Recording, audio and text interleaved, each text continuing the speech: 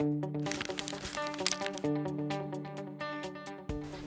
thanks for joining us again for another episode of the Lights Everywhere podcast, where we're showcasing individuals that are living out their everyday lives, walking in their God-given purpose.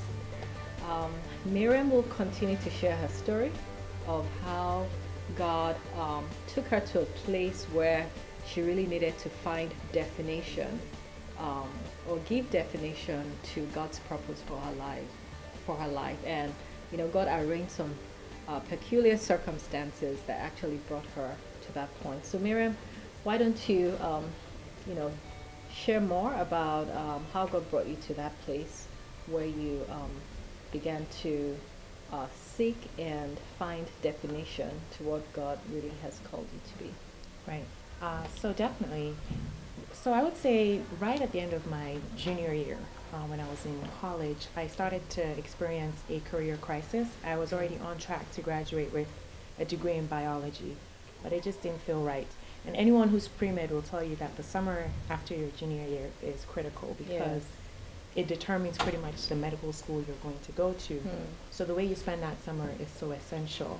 So I was under, my peers were literally, it was really competitive. People were getting internships with really high up professors, people that would write them recommendation letters to get into college. And I wanted to go down that path, but I just didn't feel like I wanted to go to medical school. And my parents as well were really excited about the next step, which they thought would be medical school. But I was fearful about that because I wasn't passionate about medicine. The other thing that happened at that time was I'd been in a relationship for most of my college years. So I met someone in my freshman year, and we dated pretty much until the end of my junior year, and that relationship came to an end. In addition to that as well, I had a decision to make, which was I'd been given a summer job offer, which was to work with children, and I also had another offer to go do research in a lab.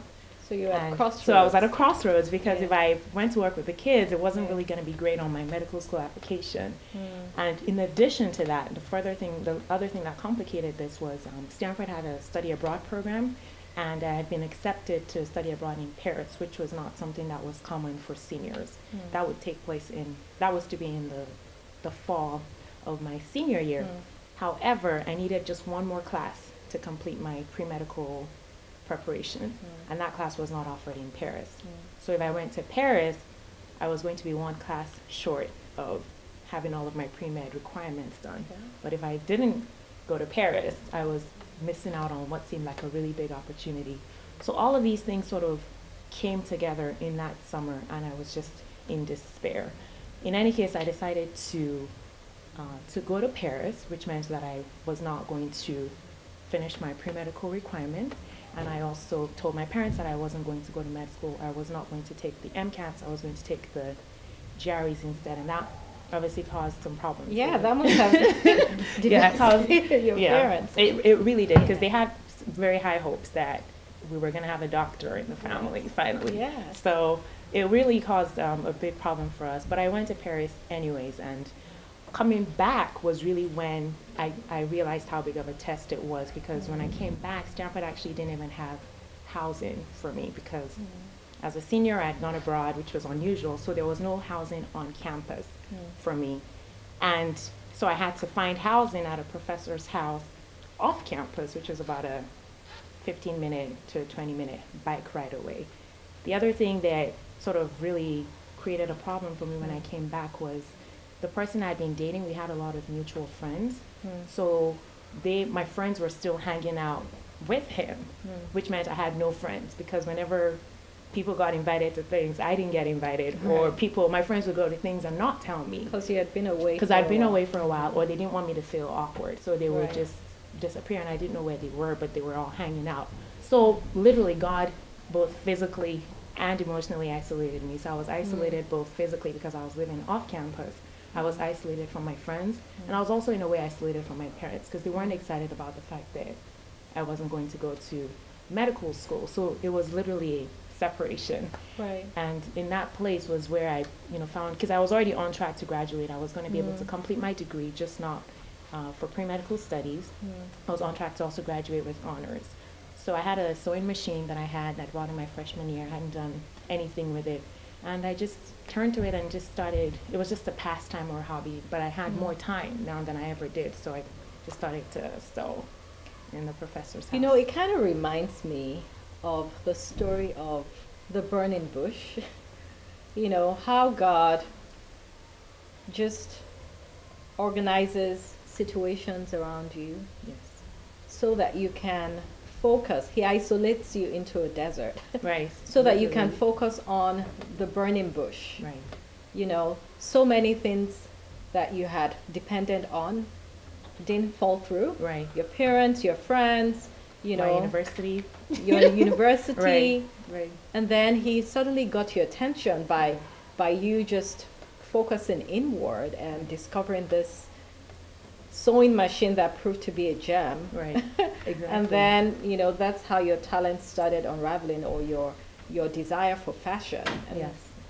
What happened with that?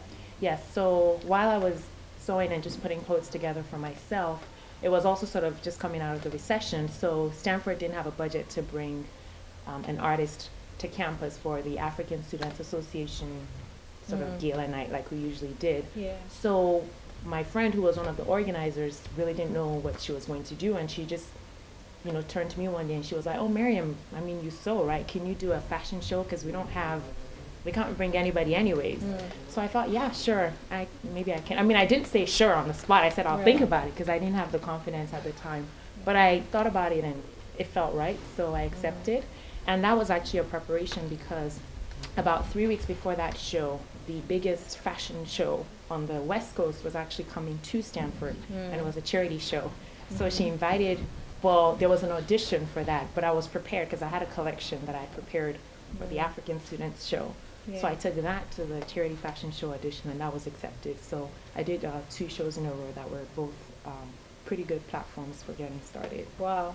Yeah. So purpose really defined is, you know, knowing the very intention behind a thing, you know, knowing the very reason why something exists. And for us as individuals, you know, God's purpose for our lives is really discovering the very reason why he made us.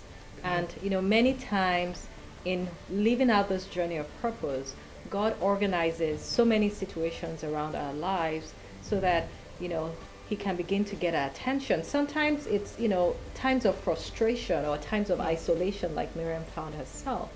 But there's always a reason that God pulls out behind all those events. Yes. And if only we'll just run to God and begin to seek out that definition, Yes. we'll begin to understand the meaning, the very reason why we exist. So we're so glad that you've joined us today. We will be continuing Maryam's story in our next episode, so stay tuned.